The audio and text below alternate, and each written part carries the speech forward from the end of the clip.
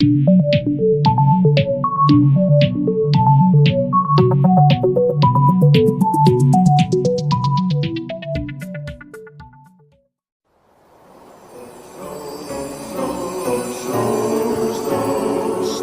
is falling down just a little bit. The world's so quiet and still. Santa's out there flying around, and it's true that if you be a good girl all year long, and it's like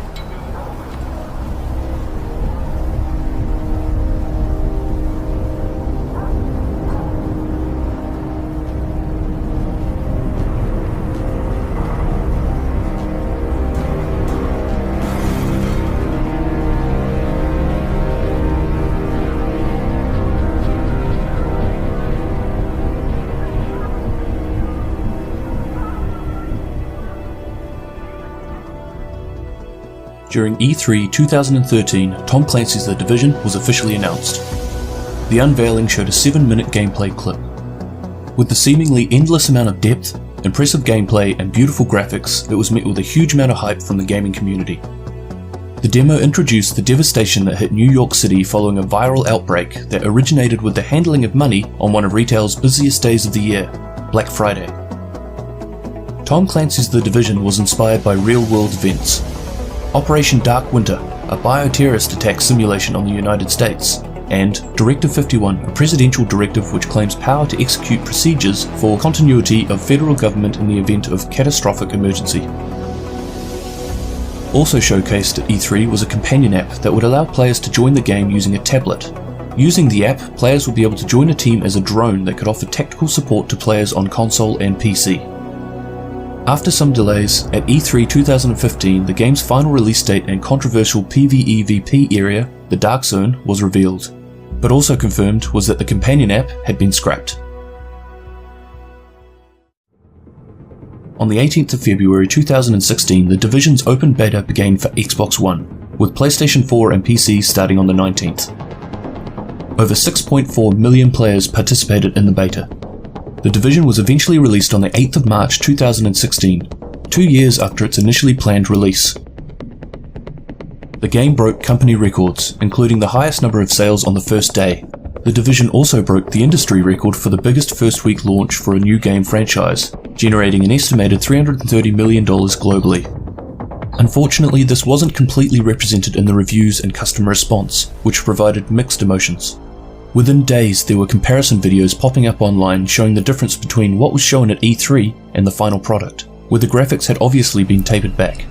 Initial feedback also talked about how the map looked considerably less vibrant, with long stretches of endless walking where very little happens, and that the lack of variety in activities made the game tedious in a large number of ways.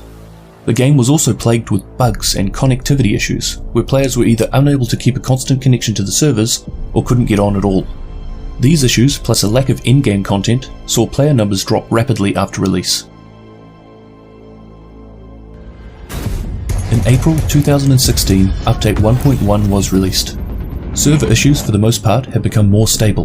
The developers had also sought out to revive some of the endgame by introducing the first incursion to the game, Falcon Lost. Weekly and daily missions were also added to provide incentive for players to jump into the game on a more regular basis, and players could now trade gear with each other. Patch 1.1 also introduced the first gear sets into the game, giving players something new and more powerful to hunt for, but also adding considerably more build diversity into the game. Up until this point, the fastest and most efficient way of obtaining the best gear was through crafting, using the materials gained through missions and deconstructing unwanted gear and weapons. But the developers felt that this was taking away from the RPG element of the game, so 1.1 included quite a hefty increase in crafting material cost, in order to have RNG play a larger part in finding those most sought-after pieces. These updates were well received, but unfortunately they also introduced some new problems into the game. The game's most sought-after gear was awarded to players on completion of the incursion, but naturally, with a game of this type, players quickly found ways to manipulate and abuse mechanics in order to gain advantage. The developers received criticism for how they handled this, with players saying it took too long to fix and that the abusers were not being punished. With the introduction of gear sets into the game's build diversity should have become better than ever. Unfortunately, this was not the case. In fact, it was quite the opposite. The Sentry's Call set paired with an SMG proved to be so unbalanced versus the other gear available that there was no other option but to equip this build in order to stay competitive.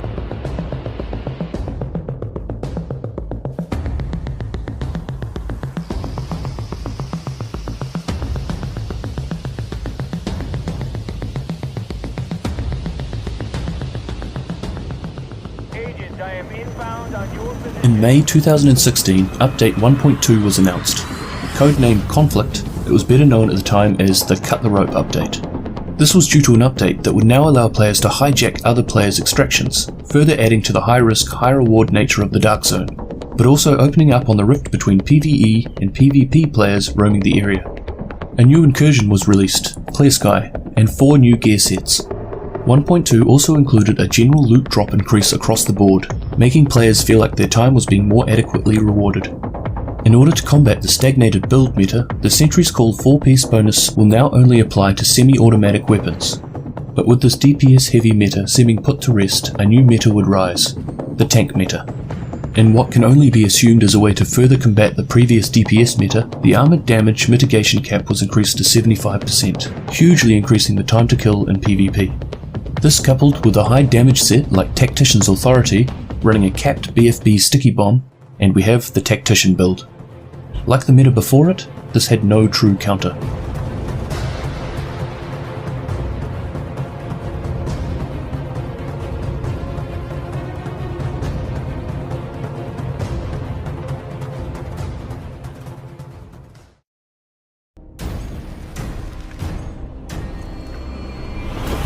June 2016, the first expansion, Underground, and Update 1.3 was released. This was a PvE-based update, where the major feature, Underground, supplied players with a mission type that would never be the same as the last time it was run. Also included was a new incursion, Dragon's Nest, and 5 new gear sets. And the existing weapon pool was increased with 9 new weapon types being added to the mix. One of the notable gameplay changes in this update was the considerable buff to the base damage of all shotguns. Up until this point they were relatively unused for the most part, but what the developers didn't see coming was that this new super weapon at close range, coupled with the newly adjusted Sentry's Call set, would create one of the most memorable metas that the game would see.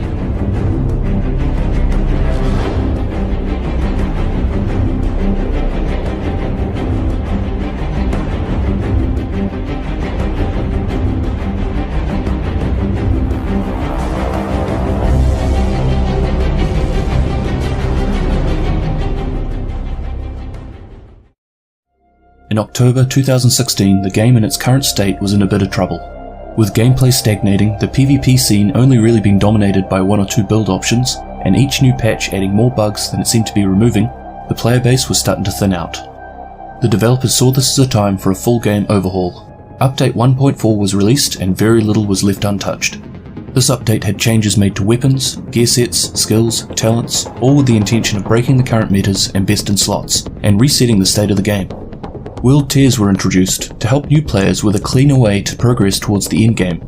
A much debated topic, NPC time to kill was reduced in order to make the NPCs less bullet spongy. On top of this, a number of improvements were made to the AI, and an increase to all loot drops across the board had been put in place. Of course, the players still found a new meta within this update, but it wasn't to the same unmatchable caliber of previous metas.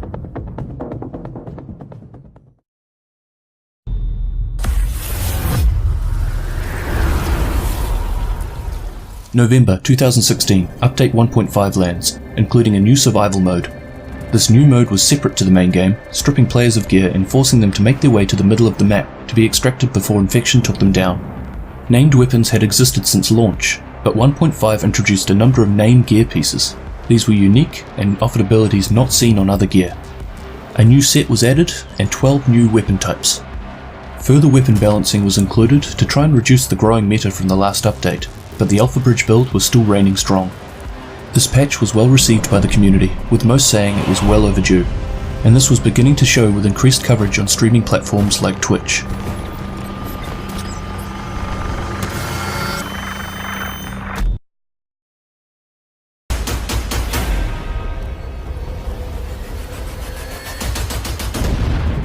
With the third and final paid DLC, an expansion to the PvP aspect of the game was introduced in February 2017.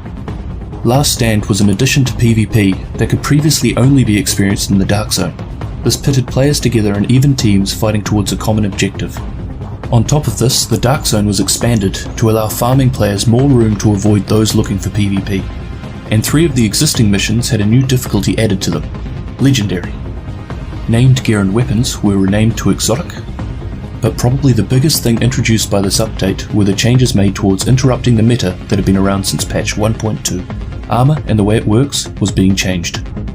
The Alpha Bridge 4-piece bonus was updated so that it shares the free talent from your weapons instead of all 3, effectively squashing the Alpha Bridge shotgun meta. Changes to the way that skill power works was also implemented, so that builds focused solely on skill power would now become a viable option. However, this gave birth to the 1.6 one-shot Seeker Mine meta.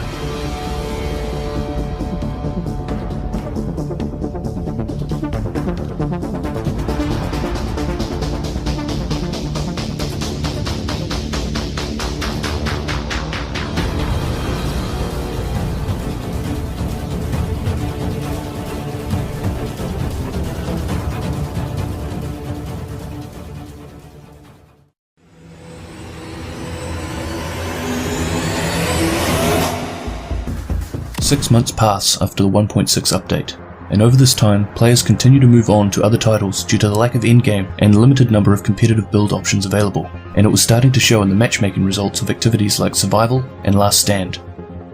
In August 2017, Update 1.7 offered some relief. The Seeker Mine meta was dealt a hefty nerf, which would render the PvP skill power damage build completely crippled, never to be seen as a viable PvP option again. Time-limited events called global events that completely mix up the style of play offered in PvP were added, and with these came new vanity face masks that could be collected. The introduction of commendations and patches gave players that had invested hundreds and thousands of hours into the game something new to grind for, and something that would act as a badge of recognition for time spent. A new type of cash could be obtained through the premium vendor. These encrypted caches could be purchased using cipher keys that are collected during normal gameplay and commendation completion, but could also be purchased using real-world currency. The encrypted caches contained a large number of vanity items and emotes to allow players to further customize their experience. So much like the commendations, players had something to show for the time spent in-game. And finally, the exotic Ninja Bike Messenger backpack had a complete rework. Previously, this exotic was considered trash tier, but the 1.7 update turned this into the most sought-after gear piece in the game.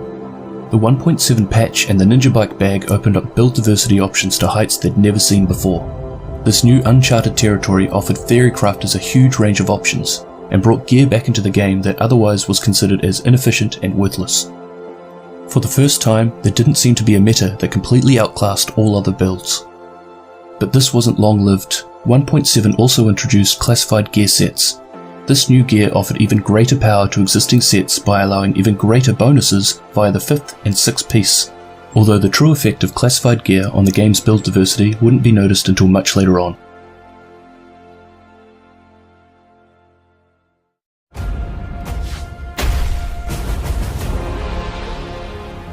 Although it was 1.7 that fixed a lot of the game-breaking issues, it wasn't until 1.8 was released that the gaming community started taking notice.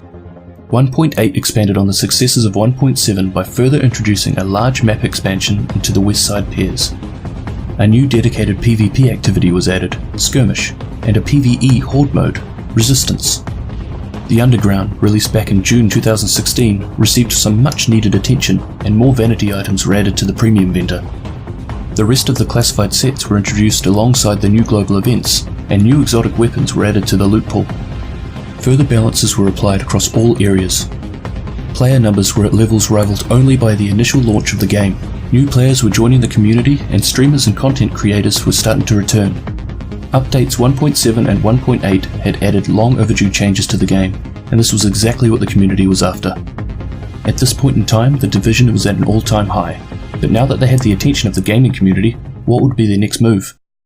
I'm thrilled on behalf of the team at Massive and the teams that are working on the Division worldwide to exclusively announce to our community first that we're working on the sequel to the Division 2. March 2018. During a State of the Game stream, it was announced that the Division 2 was being worked on. The developers went further to say that there'd been a small team working on it since about a week after The Division 1 was released. Due to recent events in the gaming community, there was a lot of discussion around whether The Division should be focusing on continuing to expand or to release a sequel. It wasn't an easy decision, but there are so many stories and so many experiences that we want to explore within the world of The Division that we really felt that a sequel was the best way to investigate these things. Incredible opportunity for us to take all that learning, all that experience from what The Division is today and put that into a new game. No further details on The Division 2 are to be released until E3 2018. The community developers went on to answer questions about the future of The Division 1 by stating 2 further updates will add new global events, new legendary missions, and a monthly feature called Shields, in which achievements earned playing The Division will grant special rewards in The Division 2. Over the 2+ years that The Division has been active, it's had its ups and downs. The AAA title started off with a bang, but numerous bugs and imbalances caused a fall from grace that took almost 2 years to recover from. But problems aside, The Division has gained a loyal following that will continue the franchise into a second installment with ease. The biggest question is, will they listen to this loyal community, or will they follow the industry trend of oversimplifying the game to appeal to the masses?